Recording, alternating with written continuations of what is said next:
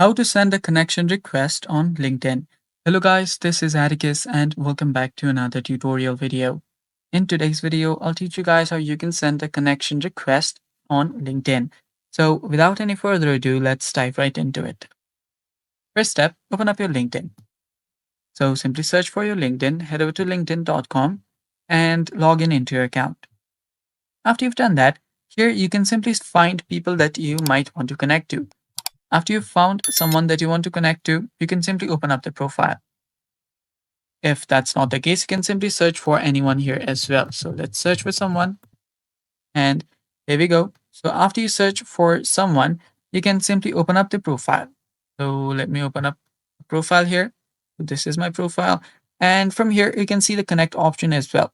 Simply tap on connect to send a connect request. So that is how you can send a connection request. Now, this is simply an example. Sometimes you can just send it without sending the note as well.